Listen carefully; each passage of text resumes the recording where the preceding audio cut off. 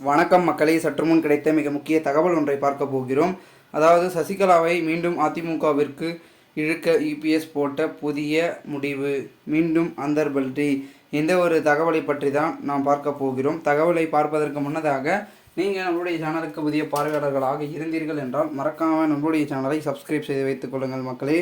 தற்பொழுதைய பொறுத்த வரைக்கும் நம்மளுடைய அனைத்திந்திய அண்ணா திராவிட முன்னேற்ற கழகத்தின் தலைமையிலான அரசாங்கம் பெரும் விதத்தில் தான் செயல்பட்டு கொண்டிருக்கிறது.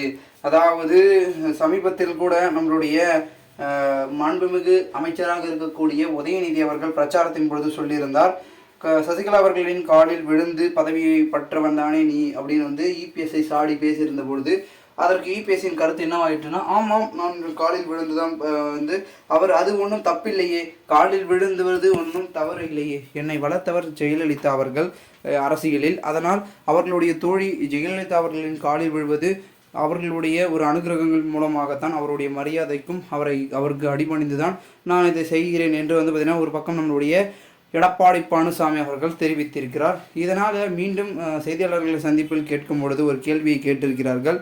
சசிகலா அவர்களை மீண்டும் கட்சியில் இணைப்பீர்களா, அழைப்பீர்களா அப்படின்னு கேட்டதற்கு, அது நான் மட்டும் எடுக்கக்கூடிய முடிவு அல்ல, 1.5 கோடி தொண்டர்களும் எடுக்கக்கூடிய ஒரு முடிவு தான் அது அப்படின்னு சொல்லி மழுப்பலாக மழுப்பிவிட்டார் நம்மளுடைய எடப்பாடி பழனிசாமி அவர்கள். மேலும் தற்சமயம் வரைக்கும் பெருமிதத்தில் அனைத்தும் செயல்பட்டு கொண்டிருந்தாலும் என்ன கூறுகிறார்கள் என்றால், அதிமுகவில் நம்மளுடைய எடப்பாடி தரப்பு கிட்டத்தட்ட 40 தொகுதிகளிலும் அதிமுக வெற்றி பெறும், அதிமுகவின் கூட்டணியும் வெற்றி பெறும் என்று கூறுகிறார். அதிமுக அனைத்து இந்திய அண்ணா திராவிட முன்னேற்ற கழகம் கூட்டணிக்கு தர்மத்தை எப்பொழுதும் நிலைநாட்டும் என்றும் குறிப்பிட்டிருக்கிறார். கூட்டணியில் இருக்கும்போது விமர்சிக்க மாட்டோம், ஆனால் கூட்டணியை விட்டு விலகி அதை முறிந்து விலகி இருந்தால் மக்களுக்கு எதிராக ஏதேனும் திட்டங்களை தீட்டினார்கள் என்றால் கண்டிப்பாக அவர்களை நாங்கள் விமர்சிப்போம், எதிர்ப்போம். ஏனென்றால் மக்களுக்கு நன்மை சேவை செய்யக்கூடிய ஒரு கழகமாகவும் இயக்கமாகவும் இருக்கிறது தான் அதிமுக. அந்த ஒரு பெரும்பான்மையுடன் இருக்கக்கூடிய அதிமுகவில் இருக்கக்கூடிய முக்கிய புள்ளிகள் எல்லாரும் அதே மாதிரி இருக்க வேண்டும், அனைத்து சூழலும் அதே மாதிரி இருக்க வேண்டும் என்று தான் நினைப்பார்கள். அதனால் மக்களுக்கான சேவை தான் எங்களுடைய அனைத்து இந்திய அண்ணா திராவிட முன்னேற்ற கழகத்தில் மறைந்த புரட்சித் தலைவர் எம்ஜிஆராக இருக்கட்டும், புரட்சி தலைவி ஜெயலலிதா அவர்களும் இருவரும் செய்த ஒரு சேவையாகவே இந்த கட்சி இருக்கிறது. இந்த ஒரு சூழலில் பெரும் விதத்தில் இந்த ஒரு தேர்தலை, மக்களவை தேர்தலை ஒரு அதிரடியாக நம்மளுடைய அதிமுக கட்சி வெல்லும், அதன் பிறகு எங்களுடைய சேவை தான் இந்த மக்கள் இயங்குவார்கள் அப்படின்றும் எடப்பாடி பழனிசாமி கூறியிருக்கிறார்.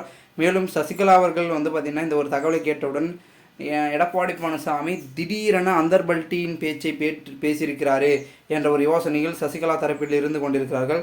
இதுக்கு பின்னெல்லாம் அவங்கள பற்றி பேசாதவர்கள், இது அவரவர் எண்ணம் இவரவர் எண்ணம் சொல்லி கொண்டிருக்கும் நம்மளுடைய இபிஎஸ் அவர்கள் திடீரென அது ஆமாம் அவர்களுக்கு நான் செய்யக்கூடிய மரியாதை அப்படி இப்படி என்று சொல்லி மழுப்பி தற்பொழுது பார்த்திங்கன்னா அனைத்தையும் திருப்புகிறார் என்றும் கூறப்படுகிறது. அதை நாம் சற்றே பொறுத்துன்னு பார்க்கலாம்.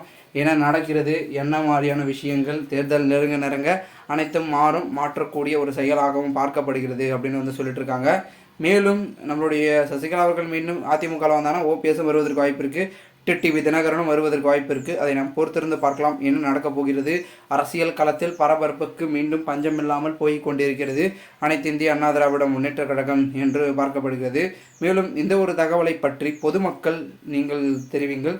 மேலும் இதுபோன்று நீங்கள் அரசியல் சார்ந்த நிகழ்வுகளாம் தினசரி உடனுக்குடன் தெரிந்து கொள்ள நம்மளுடைய தமிழகத்தின் அரசியல் என்னும் யூடியூப் சேனலை சப்ஸ்கிரைப் பண்ணிட்டு கூட இருக்க பெல்லைக்கான ஆளில் செட் பண்ணி வச்சுக்கோங்க. அப்போ தான் நம்ம போடுற அரசியல் சார்ந்த நிகழ்வுகளாம் உங்களுக்கு நோட்டிஃபிகேஷன் மூலமாக வந்து கொண்டே இருக்கும். நீங்கள் அடுத்தடுத்த தகவலை